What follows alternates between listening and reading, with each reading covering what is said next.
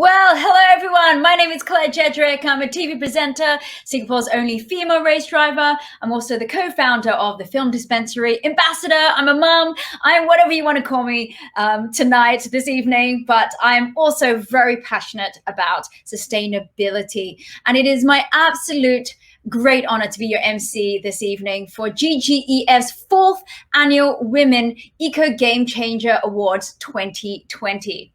Now, GGEF is a purpose-driven enterprise that runs events, awards, and workshops to empower future leaders and women eco-warriors in sustainability. Now, the GGEF Women Eco Game Changer Award is Asia's first awards that gives recognition to women who use innovation to drive positive societal and environmental impacts.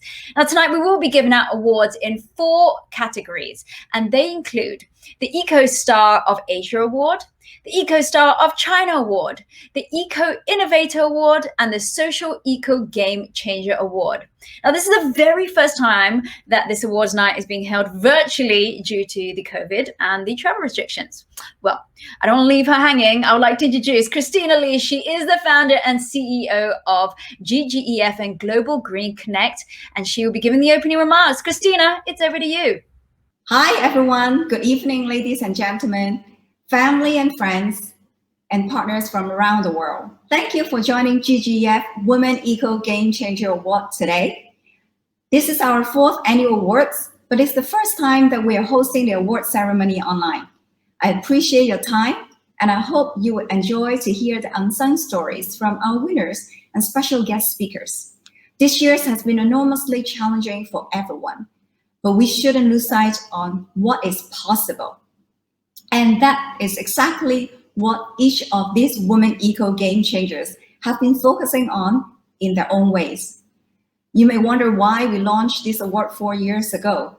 It was simply because we were hugely impressed by some incredible women we met who were quietly driving change to generate big positive societal and environmental impacts. So by launching these awards, which is the first of its kind, as our humble way to give them recognition and celebrate their success. Over the years, we have been striving to keep a high standard and integrity of the awards. And I'm very pleased to announce the launch of our advisory board.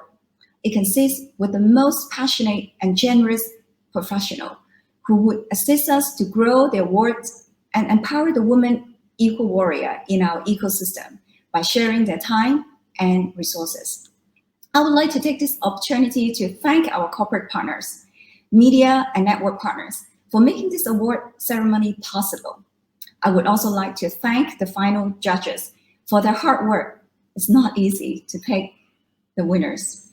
The winners and finalists will gain access to TXG Business Accelerator Program, ESG Tax Bespoke Cloud-Based Platform, and AWS Activate Credit, as well as AWS Business Support. Of course, winners will walk away with their trophies that are especially designed by Rogers & Son. The beautiful trophy is made of upcycled aluminum, wood, acrylic, and recycled high-density polyethylene. Thank you once again, Rogers & Sons, for putting such design and sustainability efforts in creating these masterpieces for our winners. This is an incredible way to showcase how innovation and technology could drive positive changes in our way to live and consume. To end this, let me share my conversation with 2 very successful business associates years ago. One said to me, "I'm single, no kid, why do I need to worry about climate change?" I asked him, "What about your own health? Do you need clean air, water, and foods to survive?" Another person said to me, "I can make all the money I need, then I can move away. Environmental issue is no issue." Then I asked him, "What if there's no planet, no people, then how can you make profit?" I trust we all understand the moral of the story. Our Mother Nature doesn't need us, but we do need our Mother Nature to survive. Without further ado, I will hand it back to Claire to bring on our first guest speaker. Enjoy.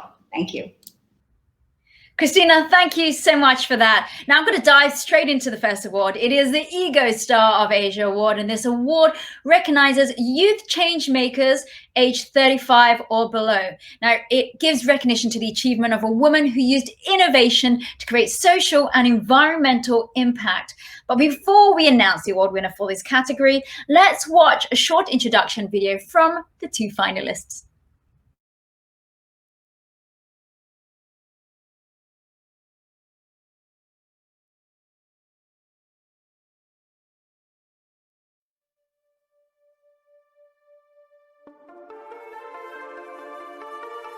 We're currently living in the largest global garbage crisis of our lifetime.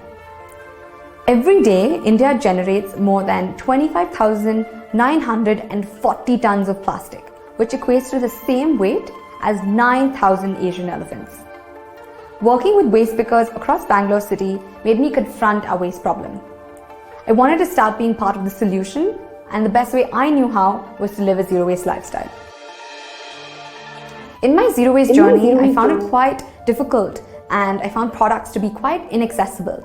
And that's why Bare Necessities was born, to make it easy and accessible for anyone else who was looking to consume more mindfully. We provide personal care, home care, and lifestyle products that don't contribute to the plastic pandemic. All of our products are packaged in recyclable, reusable, or fully compostable packaging. All of our products are handcrafted by an amazing woman-run manufacturing team, and we source all of our raw materials ethically. We also conduct a bunch of talks, workshops, webinars to increase awareness around the plastic problem and make sustainability just more accessible. We also provide various consulting services to corporates, cafes to really embed sustainability into their DNA. Join us in our vision to make sustainability the norm and not the exception. Hi, I'm Sandhya Sriram, the CEO and co-founder of Shiok Meats. I am a stem cell scientist by training and education, but over the years I switched into a business background as well as started 2 other startup companies before Shiok Meats. Shiok Meats is a cell-based seafood company, and we have headquartered ourselves in Singapore. What I mean by cell-based seafood is we grow seafood like shrimp, prawns, crabs, and lobster meat using stem cells instead of the entire animal. By using this production method, our meats are actually animal friendly because we don't kill the animals, health friendly because there's very less use of antibiotics, chemicals, no accumulation of heavy metals or microplastics, and environment friendly because we are a sustainable source of food production by using lesser land, lesser energy, and lesser water resources. Why we started this company is because we wanted to have an additional source of protein and food supply, because we are going to be 10 billion in population in the next couple of decades. Also, the seafood industry has a lot of issues that we all know, and we wanted to cater to those issues and create a disruptive and innovative technology where we grow seafood using stem cells. Our manufacturing plant will look like a brewery, but instead of brewing beer, it'll be brewing meats. Our meats and seafood have the exact same texture and nutrition that you would get from conventional seafood, except that in our case, there is no animal cruelty, there is no antibiotic use, and we are environmentally sustainable. Thank you very much.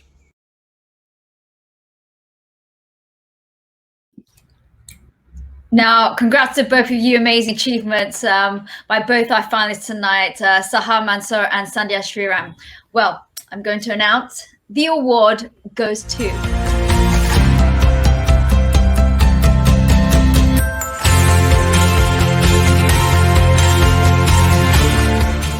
Bare Necessities is a hub for zero waste living in India, for all of you out there, which was titled one of the top 5 handcrafted in India brands by Harper's Bazaar. And Sahar currently has 500-gram jars of all the trash she's produced in the last 4 years for her work in changing the narrative on waste in India. Sahar has been recognized by Google India as the most inspiring Indian of the year. She's also University of Cambridge alumni, and she formerly worked at the World Health Organization in Geneva and Selco Foundation on renewable energy products, and is currently a climate reality leader and a global shaper at the World Economic Forum. So congratulations once again, Sahar Mansoor.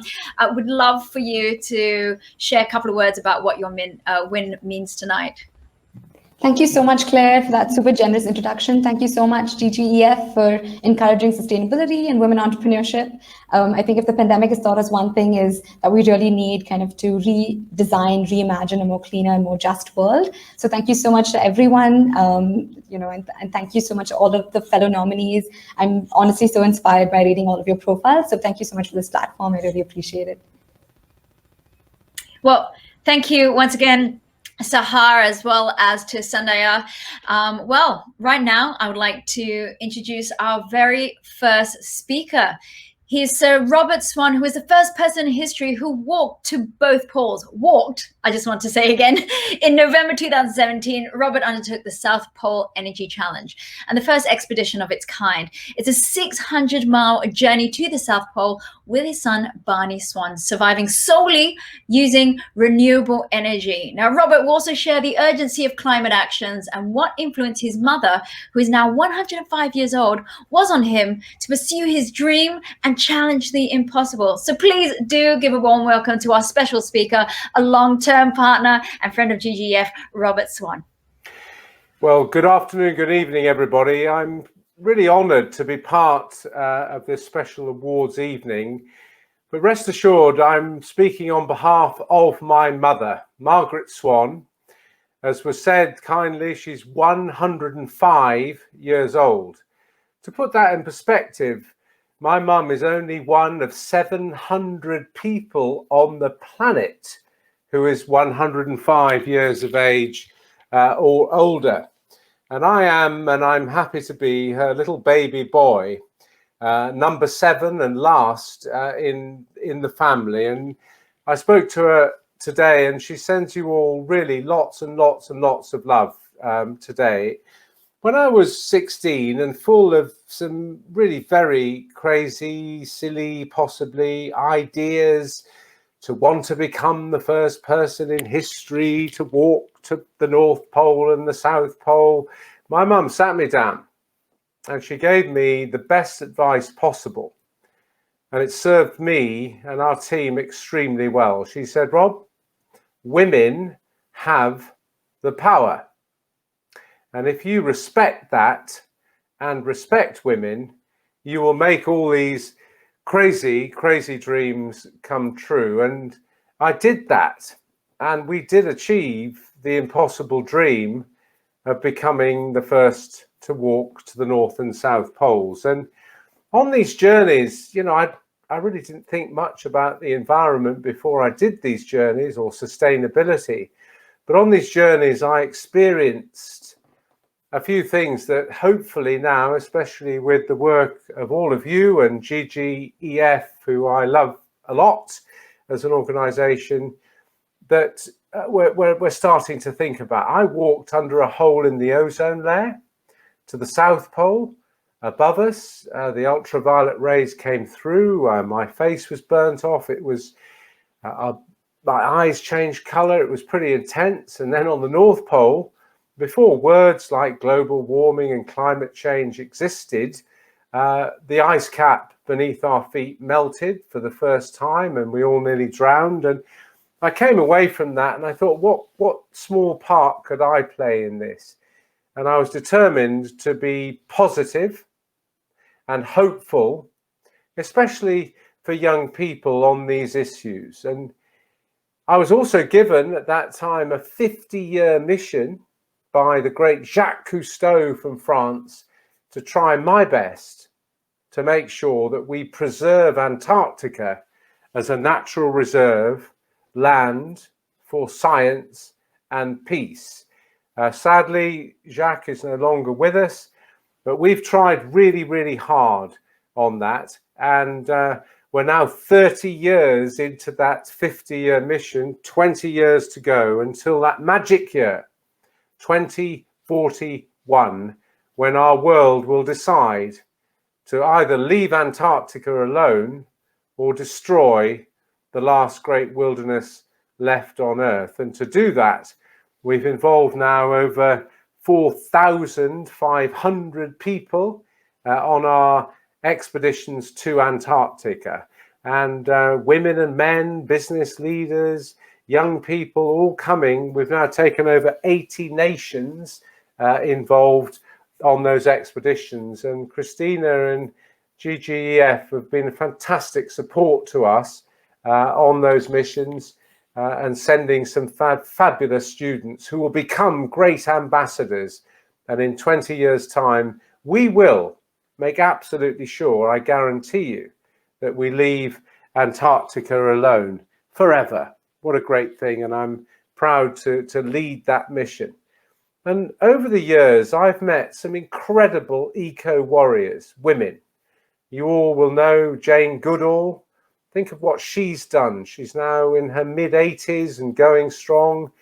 Sylvia Earle, a fantastic lady, focused entirely on the ocean. And some of the up-and-coming people, I mean, think about this, ladies, as I tell you the story, that this year, early this year, a young lady at the age of 19, her name Paulina Villalonga, she trained up, she raised the money, she'd never done anything like this before, and she joined my son Barney on an expedition of 60 terribly hard miles, one of the hardest things that anybody can do on Earth, 60 miles through to the South Geographic Pole. She did it, and she will be a future eco-warrior, and she's a fantastic lady. She's a great woman in the making. And you know, these eco-warriors have shown terrific resilience. All of you have shown terrific resilience. We've had a reasonably tough last year, but look what our planet has shown us. It's shown us that we have damaged our planet so much, but it's fought back. Those people watching who live in Delhi, you know, the air has improved drastically. You can actually breathe there without feeling ill. The dolphins have come back into Venice. So many examples of our world just telling us that it is resilient. And if we look after our world, it can fight back. I'm sure all of you have seen my great hero, Sir David Attenborough's recent film, Life on the Planet. Watch it. You know, he's 93 years of age and battling on. So I think resilience is such an important part of today's celebration of women eco-warriors through GGEF. And I've always tried to think, you know, what are the best words to kind of sum this all up? And I think those best words are that, you know, the biggest threat to our survival on the planet is the belief that somebody else is going to sort out this situation. And I would just love, and we did this specially for you this evening, and check out my mum's nails. I'd like to leave the last words to my fantastic mum, who has inspired me and always said to me, you know, before people, you know, had recycling bins, you know, we were inspired to recycle, you know, as part of our lives. You know, if you left a light on in a room, you know, you got a fairly good talking to. So, you know, these eco-warriors have been going a long time, and I'm so proud that my mum is still in the ring, going strong. And as I say, she's a great inspiration, I hope, to all of you as women, strong women in our world. And I'd like to leave the last words of my little presentation to my mum. They're very short. Listen carefully and check out her nails. Good luck to you all. Lots of love. I am Margaret Swan, Rob Swan's mother, and I want to say to you how precious this earth is and how we must look after it. Love you, Mum. Good luck to you all and have a fantastic evening. And take care and be safe. You know, be safe. This thing sadly is not over yet. Please be safe. Look after yourselves. Look after everybody. Lots of love. This is Rob going clear. Thank you very much. Robert, thank you so much for such inspiring words, but important, especially that last little slogan at the end there. Moving on, let's introduce the next award. It is the Eco Star of China. Now, the next award is the Eco Star of China Award, dedicated to youths in China who have dedicated themselves to bettering our environment through their own initiatives and actions. Let's watch the introduction video from the two finalists.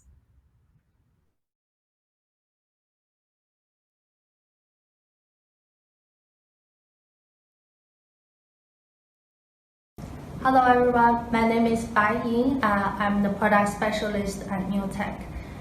I studied computer science at university, and that is how I start to see the power of technology. Innovation comes from a combination of technology and creativity. I have been working with business to leverage on innovation and drive real change. And in fact, that is also what we are doing here at NewTech every day. NewTech is a fintech startup founded in 2016. We use NLP and natural language processing and knowledge graph to identify, harvest, and organize ESG data points that are available in the digital space.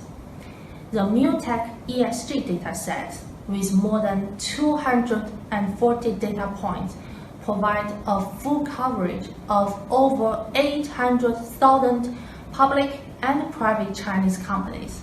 We have been working with international and domestic investors to achieve a green economy and a sustainable future for all of us. It is definitely not an easy journey, but we will get there. Thank you.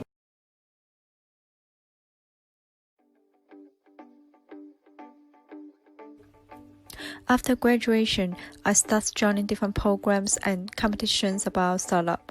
In the year of 2017, I have a chance visiting the social enterprises in Taiwan and those innovative projects we seldom see in Hong Kong. In the meantime, I understand it is important to balance profitability and social responsibility, as the environment is where we are living in. Aliu Toys is a social innovation project under the company Growth Playground. It is founded in 2017. Our mission is to eliminate waste generation and plastic production in toys industry by reduction, reuse, recycling, and upcycling. Provide education to our children to achieve a more sustainable environment. We provide three main services. We connect toys for households and different organizations. People will send the toy to our office directly. We connect new and second-hand toys as long as they are clean. We provide toy DIY workshops in university, primary school, kindergarten, and NGOs. By creativity, people can make their own toys using eco-friendly material. Recently, we sell DIY toys kits as our product in different channels. People can now DIY at home. Also, there are one-to-one toy exchange events partnering with community partners. We serve the public without charge for the purpose of reduced consumption, purchase and waste. We emphasize from recycle to upcycle. We turn those recycled materials into teaching materials, as we believe in the power and impact of education, and we are the pioneer in Hong Kong market. We train up the skills of teamwork, collaboration, problem solving, creativity, design, implementation, and critical thinking of our next generation.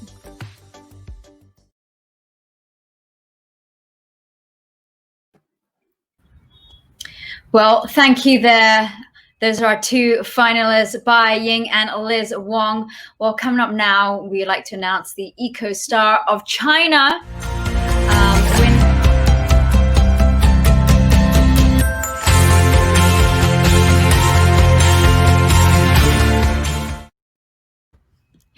Liz was a graduate of BBA in the year of 2015. She won numerous design and entrepreneurship competitions in Hong Kong. Her mission is to eliminate waste generation and plastic production in the toy industry by reduction, reuse, recycling, and upcycling through education to achieve a more sustainable environment. Now, congratulations, Liz. Do tell us how you feel on this win. I would like to thank you, the GGEF from Singapore, for awarding me this award. And I would like to thank my family for the supporting me in the project. And I also would like to thank you, Sally. She is my partner in the project, and she's go through different projects, different marketing strategies with me, no matter on national or international aspect. What I want is more women can be like us to achieve more sustainable environment, and what I want is more profitable and sustainable environment, which is supporting by our next generation, our kids and our children. And thank you for all the audience today for attending this ceremony. And thank you so much. Thank you once again to Liz Wong, and congratulations to you as well as Bai Ling.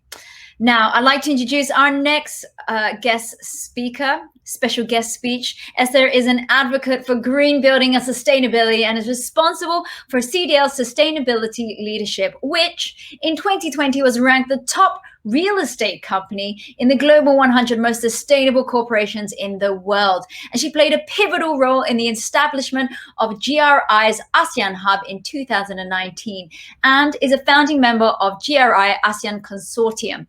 Now, in 2018, she was recognized by UN Global Compact as an SDG pioneer, while she's also the founder of the Women for Green and Youth for Climate initiatives. She's also the 2019 GGEF Women Eco Game Changer Lifetime Achievement Award winner. She will share her personal sustainability journey and how female corporate executives can champion on bigger issues. Esther, please. Hello, everyone. Thank you for having me. And really, it was an honor that I received this award, the Lifetime Award last year. And it sounds really like, you know, a dinosaur. Actually, I started my sustainability journey 20 years ago. And I'm really happy that as a corporate executive, I can help to drive change, not just, you know, in the business community, but also engaging, you know, a wider community. And of course, my pet project is Women for Green and also Youth for Climate. And I also work very closely with Christina, who has done wonderful work, and also Robert Swan and many others, you know, leaders as well. Now, this is not going to be a speech, but just to really share with you my own life journey as an eco champion, as, you know, in the corporate, how do we drive green building? How do we drive, you know, a low carbon built environment? And as a woman, how do I, you know, actually engage people and you know, and the larger community? And I just you know, did this little slide, and like, you know, when I received the award last year, I was just asking myself what exactly, you know, what will make a good change maker. So for women, I mean, we are daughters, we are mothers, we are wife, and you know, even sometimes, you know, some maybe become grandmother and all that. So we need to be multitasking. We need to be really a caring and capable person, and we need to be passionate too, truly love the planet and love the community and love your job. So with the will and with, you know, passion, you will be able to do a better job. And of course, when I first started my journey, you know, I was actually sometimes being called a troublemaker and a dreamer and all sort of thing. So we are not born to please everybody. And of course, we have to really believe in ourselves, and well, we need to fight on even if we fall down, and we need to be daring to innovate also. And as a pioneer, you need that spirit, you know, you need that guts to you know, to start, you know, to trailblaze along, you know, to do things that, you know, not many people have done it. And in the end of the day, most important thing is like the love of my children help me and push me to do what I believe in. And then actually, the next slide actually shows some of the, wonderful things that, that we have engaged Women for Green Network, which is part of the company's, CDL's initiative. And we engage not just the industry people, we engage, younger people, even, teenager, even kids as well. And when women come together, really amazing things happened, and we learned together. We even, taste sustainable wine, sustainable chocolate, and how do we, adopt, sustainable shopping and fashions and circular economy, fashion and sharing economy as well. And these are some of the happy faces that, who have actually joined us in the first 30 months of our Sustainability Academy operations. We actually have about 400 events, and every week we have 3 events, and we engage, all walks of life. But of course, my pet subject is really, women. And we believe that half of the, women really can drive change, especially drive the eco, mission, and bring everyone together in the race to a low carbon economy. And through our events and all that, we make a lot of friends, and we fondly call each other the Green Sisters. And then we learn together, we connect and build friendship, and then, share notes. How can we live and work in a more sustainable manner? And there are a lot of program lined up, exciting program, and congratulations, GGEF, congratulations, Christina and her team, and continue to do good, and we are always behind you. And for all the, winners and finalists, being a finalist, you are already a winner. So congratulations, and continue to do good. Thank you. Thank you, Esther, for those wise words there. Well, coming up, we've got our third awards. It is the Eco Innovator Award, and it celebrates the revolutionary innovation that impacts our lives and environment positively. Now, the GGEF Eco Innovator Award recognizes the breakthrough in technology, service, and contributions in making our environment a more sustainable place. Now, before we announce the award winner for this category, let's watch their short introduction videos from the 3 finalists.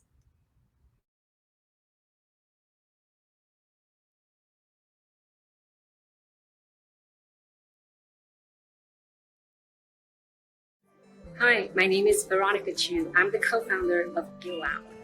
During the early onset of the COVID pandemic, we saw 2 pressing issues facing our communities. Number 1 is huge mask shortage.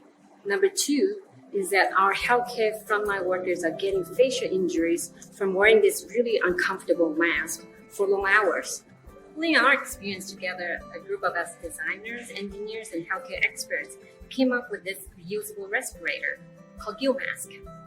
GGEF is very comfortable, it is protective, and it is sustainable. And let me explain. The design of the cartridge systems allows users to change different type of future materials depending on what type of airborne contaminants they're exposed to. For example, surgical masks, N95, carbon filters, or any type of 3D materials can easily fit into the GGEF system. A mask that does not fit would not protect and could cause injuries. We use soft, biocompatible silicone material for the face piece. So it contours and fits snugly to your face, so the users can wear it for a long time and doesn't cause any irritation. Unlike the disposable mask, GGEF is reusable and fully recyclable. It can be used for at least 2 years. And it also uses about 1/10 of the future material compared to the regular disposable face mask. In a short 8-month period, we went from design to manufacturing to shipping more than 300,000 units to over 30 countries. And most importantly, we're very proud of doing our part to protect our frontliners while doing good for the environment. Thank you. Hi everyone. First of all, I want to thank the Global Green Economic Forum for choosing me as the finalist for Eco Innovator Award. I am Noryawati Mulyono from Indonesia, the co-founder and inventor of PT Silitama Biopack Indonesia. We are a manufacturing company. We produce biopackaging from seaweed. This product is the result from my research started in 2010 when I saw there are a lot of plastic pollutions which cause flood every year in Jakarta. Then I come up with seaweed because seaweed can provide some additional benefit rather than terrestrial plant-based material, such as seaweed doesn't need land, doesn't need pesticide and fertilizer during cultivation. Seaweed can absorb CO2 for its photosynthesis process and reduce ocean acidification. The product is biodegradable, even more edible, and also it is compostable. And it can be biostimulant to promote the plant growth. So, our company provides environmental impact which is relevant to SDGs, pillar number 13, 14, and 15.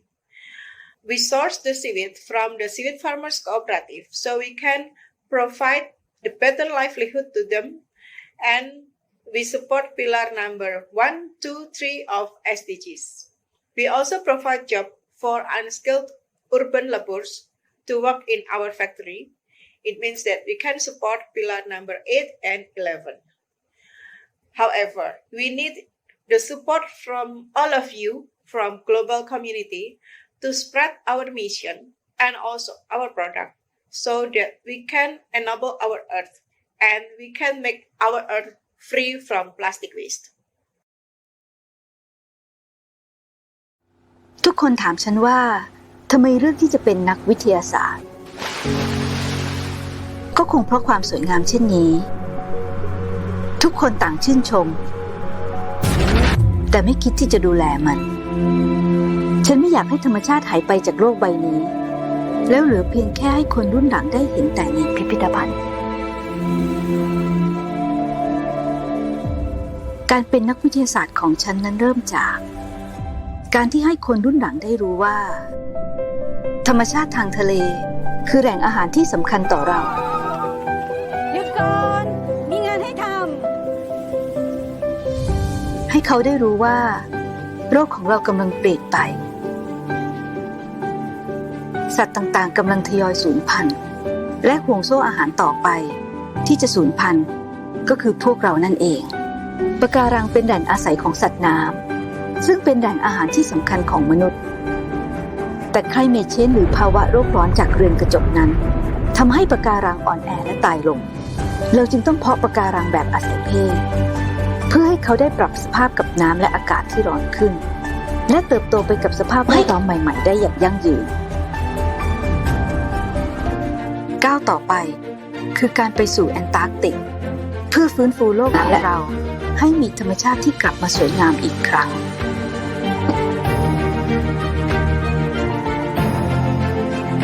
เพื่อลูกเพื่อหลานเพื่อเยาวชนรุ่นต่อๆไปจะได้สามารถใช้ชีวิตอยู่บนโลกใบนี้ได้อย่างมีความสุขจุฬาลงกรณ์มหาวิทยาลัยสนับสนุนโครงการปกป้องระบบนิเวศทางทะเลและมลพิษทางบกซึ่งเป็นเพียงหนึ่งในนวัตกรรมที่พาจุฬาก้าวไกลสู่สังคมโลกเพื่อการพัฒนาอย่างยั่งยืน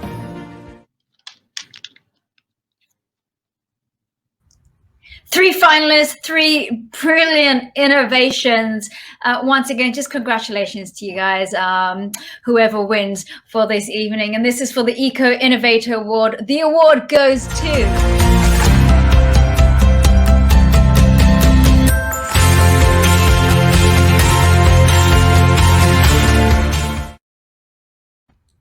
Noyawati is an innovator and inventor of seaweed-based biopackaging. Like you saw in the video just now, born in a family whose business is chemical-based dye trading, makes her familiar with chemicals since childhood.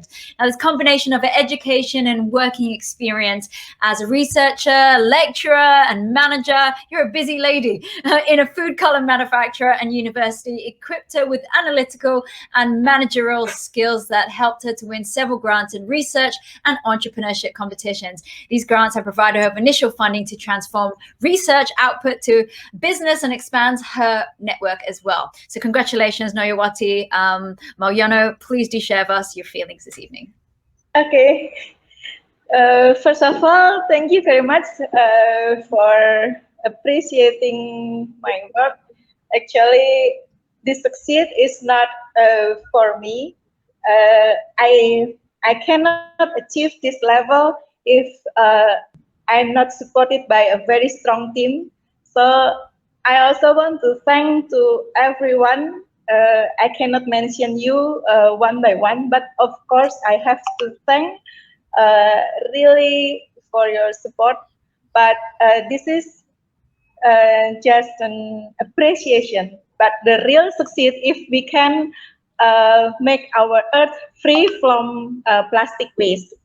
So this award will energize us to work more and then provide more impacts to environment and also to coastal communities, not only from Indonesia, because I hope I can expand to other countries which are also sweet producer from Tanzania and so on. So we can remove also, we can eliminate the human trafficking from coastal communities. Congratulations once again, Nayawat, and of course to all the finalists here this evening. Congratulations. Well, coming up next, I've got a very exciting speaker. She is an author, a speaker, and an aerobatic pilot. Her TEDx talk, A Broken Body is Not a Broken Person, and has been viewed by millions, and her most recent book is Defiant. It chronicles Janine's extraordinary life, from professional athlete to spinal cord patient to aerobatic pilot to best-selling writer. Janine devotes her professional life to empowering others to overcome adversity. Now, we have a little chat box that you can type into. If you do have any questions, please do type them in, and if we have enough time, we'll try and answer all of them. In the meantime, Janine, welcome. Hi everybody, and thank you so much, Claire. So I'm glad technology works, and I'm coming to you from Sydney, Australia. Oh, what time is it over there? Is there a time difference? It's 8:42. Okay, so just a couple of hours. So it is actually nighttime over there. It is, but not. So I've only just been back. I've been living in the States for 6, almost 7 years. So I've only been back here about 8 weeks now. So I've quarantined, and now I'm out in the open. Ready for the Eco Game Changer Awards. Yes, well, exactly. For those of you that maybe have not watched the TEDx, can you tell us briefly just a little bit about yourself? I know you can do it. You've done it in 18 minutes for TEDx. I know, we don't have 18 minutes. I call it my elevator pitch. So, you know, I've been an athlete my entire life, and I was training for the 1988 Winter Olympics in Calgary. I was a cross-country skier, invited to train with the Canadian team in the lead up to the Olympics. You know, the ultimate goal, I'd been an athlete my entire life, and, you know, I really wanted to put Australia on the map as a force to be reckoned with. I was out on a training bike ride, and I was run over by a speeding truck and suffered extensive and life-threatening injuries. So firstly, I mean, I had what I call a death experience, not a near-death experience. I did actually pass over, and for 10 days they told my parents that I wouldn't live. And when I did wake up 10 days later, I was told that actually my parents were told that I wouldn't walk again. So I spent 6 months in a spinal ward. I'd broken my neck and my back in 6 places. I had head injuries, internal injuries, massive blood loss. So when I left hospital 6 months later, I'm actually a paraplegic, although I am walking now. So I left hospital in a wheelchair, was told that, you know, I'd never be able to do the things I did before. And so I'm going to fast forward here. I looked up one day and saw an aeroplane flying over and thought, if I can't walk, then maybe I can fly. And everybody thought, she's crazy. And anyway, so I did. I was lifted into an aeroplane for my first flight, and I went on and became a commercial pilot and an aerobatics flying instructor. They said I wouldn't have children. I had 3 children. I've written 6 books. One was made into a movie in Australia, and my current one in America, Defiant, which you mentioned, has actually been optioned now in Hollywood, which is really exciting. And yeah, I've written a resilience course, and I really, you know, I use my experience to help other people overcome adversity, which has been just an incredible privilege and an honor for me. Oh, I got goosebumps when you're talking. Just like anything, nothing stopped you. You moved way ahead even faster. Like, well, it's been, you know, the accident was one challenge. I've been through so many other challenges that I know women out there will relate to. I did get married. I had a marriage that broke down, became a single mother for 10 years.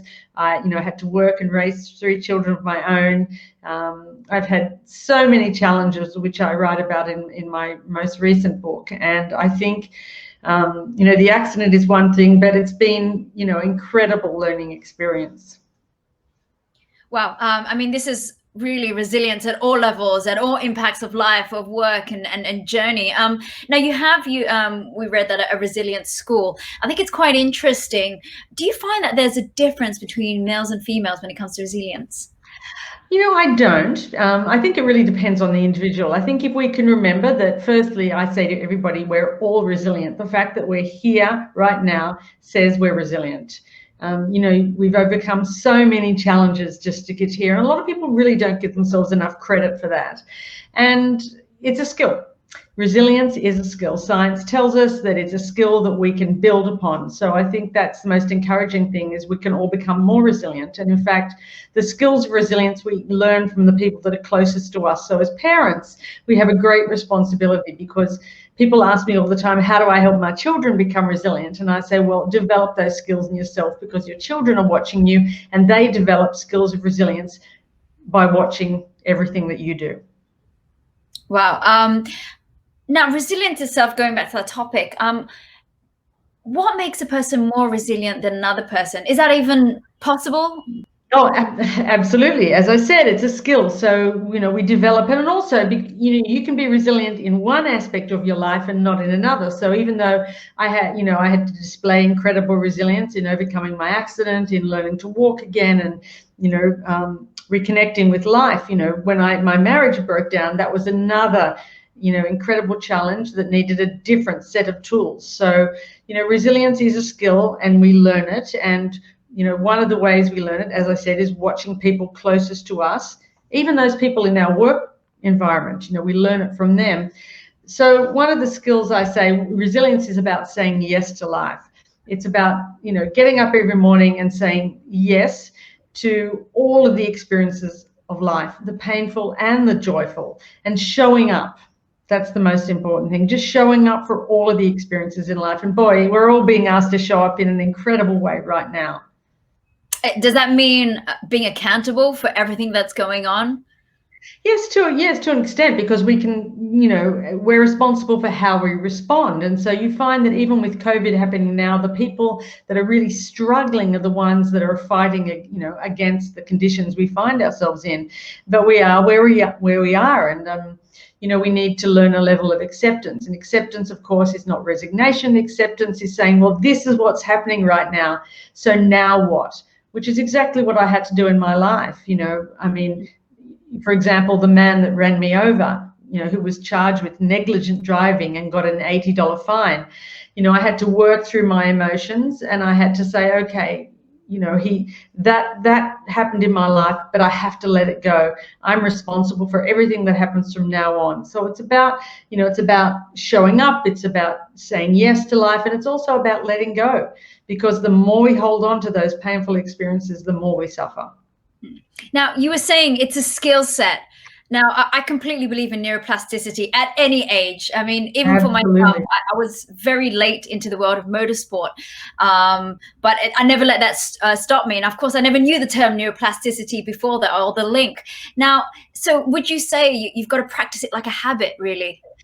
Absolutely. Life is about habits. And of course, you said that, Claire, so that great word, neuroplasticity. One day, one of my doctors that looked after me in hospital rang me up and said, you've got to read this book, The Brain That Changes Itself by Norman Doidge, which is a very famous book that really brought that word neuroplasticity into the world. And my body, I mean, we are incredible. We have, an incredible ability to adapt and to learn new things. And as I said, I am a paraplegic, but I'm walking. And, certain muscles in my body have taken over from other ones, and I've been able to compensate for that. And that's, that's what life is about. It's learning to adapt, learning to be flexible and learning new ways of doing things. And that's how we become resilient, by teaching our brains new ways to do things and adding tools to our toolbox. Now, with everything that you said, the women eco game changers in our community have really come a long way, and a lot of them are challenging the status quo and facing just a lot of adversity, and they've all got some level of resilience. What advice would you give them to only increase the level of resilience, but also not to just increase it, but to sustain it? Yes, well, I have, people can go onto my website, JanineShepherd.com, and there are some free tools there that they can download. And I have some really fun things. And as I said, it's a skill, so we need to keep working on it. We need to remember that resilience is not a line that we cross over. It's a journey that we take every single day. So firstly, be easy on ourselves. Be compassionate with ourselves if we are struggling. Learn that self-compassion is a really important aspect of resilience. But other tools, really fun things. I have the 10 good things exercise. So whenever you're facing a challenge, sit down and write 10 good things about that challenge. And I would say, my challenge right now is for people to sit down when they're finished on this call and to write down 10 good things about COVID-19. It's fun, it's hard, but you'll actually probably find more than 10. And that's how we change our brains. Amazing. Okay, well, I'm going to go. There's 2 questions here from our other guest. One of them is, can you tell us what you're working at the moment? At the moment, well, I'm still working with my resilience school. I'm working on when Defiant gets picked up and we sign off on Hollywood, I'll be working as a executive producer on that, and also I need to rewrite some of my latest book as well. So that's going to be a lot of fun. I'm really looking forward to that. Amazing. And somebody's asked here, Emily as well, very inspirational, Janine. Are there upcoming challenges? Every day is a challenge, and I just thank you, Sandy, for that. As a woman with a disability, I'm also, every day of my life is about getting up and committing to every single day and saying yes to life. And I'll just go back and say, one of my challenges that I'm considering right now is working on a program for people that have suffered from spinal cord injuries. And one of the great challenges when you have a spinal cord injury is everyone thinks about fixing the body, but no one really thinks about developing a skill set that's going to help people move through disability. So I'm working on a program for people that also go through spinal cord injury, maybe even a PhD. I'm even playing around with that idea too. Okay, well, in link to that, somebody just, I think they were in reference to the book you were rewriting or you were adding to the book. Does it mean any more new books? Yes, I'm always writing. So I've written 6 books, and the book that I'm writing now, we're talking about Hollywood, and we don't know whether that's, at first they were planning on a movie, but now of course with Hollywood not being able to shoot, we may be doing a Netflix documentary or limited series, which everybody's loving at the moment. And if that happens, then I will be updating the Defiant. So there's so much more that's happening that I need to write about. And talking about writing, I think writing gives us great insight into the challenges that we face, and it helps us to understand not just what we're going through, but who we are at our deepest sense. Well, thank you very much, Janine. Thank you to the people writing in the comments and asking questions. Do you have any last words before we sign off? No. Well, it's just been a thrill. I'm happy I'm here. And, I always say to people when they say, what's a tip? What's one thing you could say? Well, as an athlete, I always trained on the hills. Claire, I'm sure you can relate to this. And I always learned to love the hills because I realized that they made me strong, not just physically, but mentally. So I say to people, love the hills. Look at every single challenge as a hill and ask yourself, what's the gift in this? And if you really ask, with an open and a sincere heart, you will find the gift in every challenge that you're going through. Okay, well, actually, I was just going to ask 2 more questions. Sure. I was going to ask 2 more just before. It just came to mind and popped up. Also, I've seen in terms of, because you're saying you're an athlete all your life, when you're talking about the aerobatic components, all that, is that probably the last, I guess, line in the things when it comes to athletic opportunities that you're going to be doing, or are you still involved in aerobatic? Yes, I'm my husband now, my American husband, and he's a pilot too, so we both fly, and I do plan to get back into some flying, but flying now is something I do for fun. for me, it's, I've done some flying in Africa as well, so I want to go back and do that. So, I try not to look too far ahead because I realize that, you can have everything planned out and life can have other plans for you. So I try to, as much as possible, be really present with where I am now and try to embrace wherever I am now. Oh, and you said you've got 3 kids. Sorry, do you mind me asking how old are they right now? Well, they're all in their 20s, and so the eldest daughter she studied psychology, and she's actually just started a new job with Canva. I don't know if you know what Canva is. It's a cloud-based company, so it's really up and running, like similar to Google in a way. My middle daughter is 26, and she's a doctor.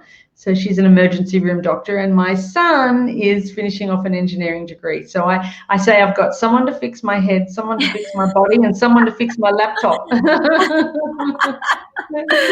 amazing.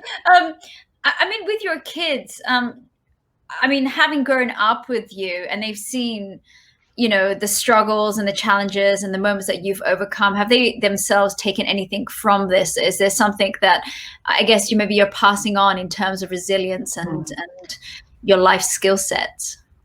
Absolutely. My kids are incredibly resilient. I think they've been through a lot of challenges, and I think, as I said, we know that we learn resilience from the people closest to us, and for children, that's usually our parents. So I think my children have seen me fall over and get up so many times that it's become natural for them. And, I'm really proud of how they've coped with the great challenges in their life. And, as I said, my middle daughter is a doctor, and I think she was, pulled into that vocation because, she's had a mother with a disability. So I think that my accident and my journey has really influence the choices that they've made in life. And going back, I suppose, to the question of like male and female, I mean, usually we don't try and like separate that too much, I guess, as gender wise, but are there more people who you find come to your course, or is it on an equal plane when it comes to resilience, when it comes to work? Yeah. I think more women, because women are, I think, as women, we're very open-hearted. We want to learn, we want to grow. And so I think, if you look around at personal development courses, you'll usually find more women in those courses. But that doesn't necessarily mean that, that we're more resilient. But I think that certainly, having an open heart, and I think women women tend to be incredibly resilient anyway. I mean, I'm such a fan of, the women around me, my friends. I've got great friends. And I think that as women, we're used to carrying so many challenges. We're mothers, we're sisters, we're friends, we're partners, we're workers, we tend to juggle so many things. And I think it makes us, very much more, open to being resilient, to learning those skills. So in that sense, I'd have to say that that women probably are more resilient because we do show up and take on so much in life. Now, I just want to say, you're such a source of inspiration for people. Who is your inspiration? What, I mean, have there been a few throughout your journey, or is there one more? Yeah, well, there are so many people that inspire me in life. And I'd say, for people that know my journey or have read my book or watched my TED Talk, I say that one of my greatest inspirations was a girl that I was in hospital with called Maria. And I do mention her in my TED Talk. And she was, 16 or 17 when she had an accident. And it was a very tragic accident. And she spent the rest of her life as a quadriplegic. She could only move her head. And they moved me next to her in hospital because they thought, we were both a similar age, and she was younger than me, but I was in my 20s, and they thought that it would be good for her to have me next to her, where in fact it was the other way around. It was actually good for me because Maria was, she was, even though she spent the rest of her life as a quadriplegic, she never complained. She always smiled. And to me, that was, that was saintly. And I always say that she gave me the greatest gift, and that was the gift of acceptance, because she carried her injuries with such grace And she was a great inspiration to me. She's passed now. She passed a few years ago, but she's someone who inspired me, to a great degree. And I'm thankful that I got moved next to her into the spinal ward. Janine, thank you so much for sharing with us your thoughts and some personal insights. We are now going to move on to awards presentation, but everyone, you can go check out Janine's videos as well as TEDx, everything online. I'm sure it will be shared a little later. Now, our last award for the night. Social change plays a critical role in sustainability. GGEF understands it takes great effort to make social change to generate positive impact. And that is why GGEF would like to recognize those who create social innovation by giving out the final award, the Social Eco Game Changer Award. And it focuses on social long-term impact through innovation. Before we announce the award winners, like before for this category, let's watch the videos for our 3 finalists.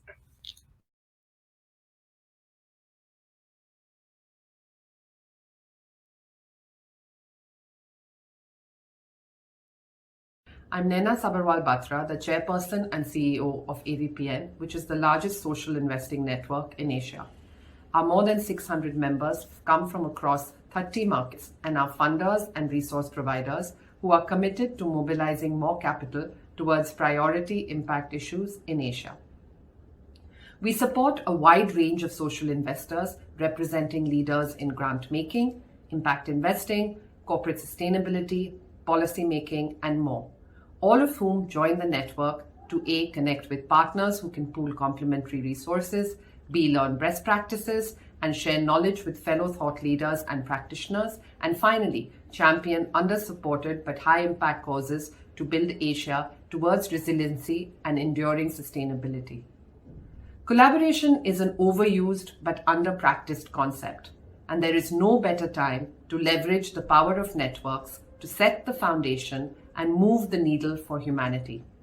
That is why funders and resource providers partner with us to build their capacity to adopt a multidimensional lens in the issues that they are most passionate about, including climate change and gender inequality, so that the solutions that they deliver are holistic, scalable, and effective. As we look ahead, I hope to expand the tent by inspiring the mainstream private sector to also develop a multi-stakeholder mindset and build a future for tomorrow.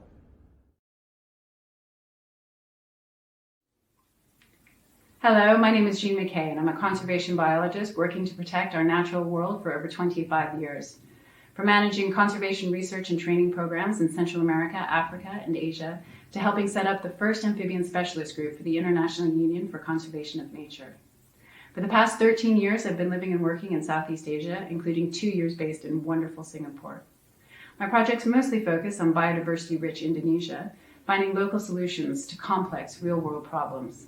This includes investigating the role of religious and spiritual beliefs in increasing human tolerance towards wild tigers, and also the role of Islam as a faith-based approach to promoting sustainable forest management. Working in multicultural teams, my projects use innovative and interdisciplinary approaches with a strong emphasis on empowering local communities, especially women, to protect their natural resources. I also believe strongly in supporting early career conservationists and have given training programs for over 100 students across Southeast Asia on how to successfully write funding proposals so that they in turn can run their own projects.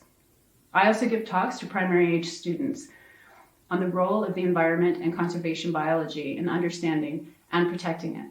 This is not only personally rewarding to me, but also imperative considering the fate of the natural world ultimately rests in their hands. I'm proud to be an alumnus and research associate at the Durrell Institute of Conservation and Ecology. It's the UK's largest academic institution dedicated to training conservation practitioners and scientists from all over the world. Since its inception in 1989, DICE has trained over 1,200 students in 101 countries and raised over £15 million for conservation and capacity building in 46 countries. Quite a legacy. Thank you so much for your nomination. Hi, I'm Michelle Hong, and I'm the co-founder of Rooftop Republic, a a social enterprise that envisions more sustainable cities powered by urban farming. Having lived in both Singapore and Hong Kong, the impact of urbanization has hit me hard. We grow so little of the food that we eat, and we import so much of it. This creates a negative impact on our planet, our biodiversity, the livelihood of local farmers, as well as our own health. How can we make our food system more resilient, more inclusive, and more sustainable? My team and I believe that urban farming is the key. At Rooftop Republic, we empower city dwellers with access to urban farms, as well as the knowledge to grow their own food, in order for them to be more connected to their food sources. To reach those goals, we provide urban farming as a service, where we provide urban farm consultancy, design, build, as well as management for clients such as hotels, restaurants, schools, individuals, and much more. To date, we have transformed more than 70,000 square feet of underutilized spaces into more than 60 urban farms, reduced our impact on the environment, and have employed local farmers and people of difference to provide them with an additional source of income. People who have started growing their own food have also reported a greater sense of well-being, stronger bonds with their community, and a greater motivation to support local farmers. With the urgency of climate change upon us, there is no better time to take action than now. I look forward to having your support and for you to join me in my journey to make our cities more sustainable through urban farming. Thank you.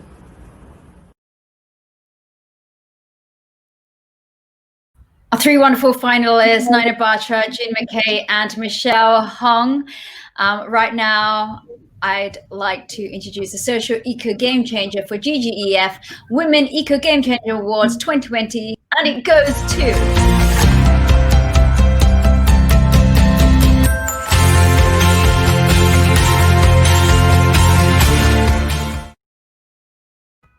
Michelle was raised in Singapore and spent the last 10 years in Hong Kong, previously in the communications and advertising field. In the corporate and NGO sectors, she co-founded Rooftop Republic Urban Farming in 2015, committing to a cause close to her heart, food and sustainability, and to promote the urban farming movement. Michelle is a fellow of the 2020 Vital Voices Grow Fellowship and is a highly competitive and leading global accelerator program for female entrepreneurs. Michelle, congratulations. Do tell us what you're thinking. I'm so honored to have won this award, and thank you Global Green Economic Forum for this opportunity. I would like to share this award with my team. Without a passionate, talented and cohesive team, we would not have come this far. My dream is to see urban farming in cities everywhere, like it's the most natural thing to do. With that in mind, my immediate goal is to increase our impact in Hong Kong and beyond. COVID-19 has also exposed how fragile our food system is, and it's a stark reminder that me and my team have so much more to do. Solving an environmental problem is both a daunting and overwhelming task, especially when there's so much urgency for climate action. And this is why it's important to find like-minded entrepreneurs, not only just for support, but also to consolidate our efforts so that we're not fighting our battle alone. Thank you very much. Thank you so much. I want to congratulate Michelle, all the winners for this evening. And right now I'd like to invite Christina to come back and do the closing words. Thank you so much, Claire, for doing a wonderful job. Thank you, my wonderful team who have been working tirelessly behind the screen. Congratulations to all the winners, the finalists. All of you are champions. Please keep up with your fantastic works.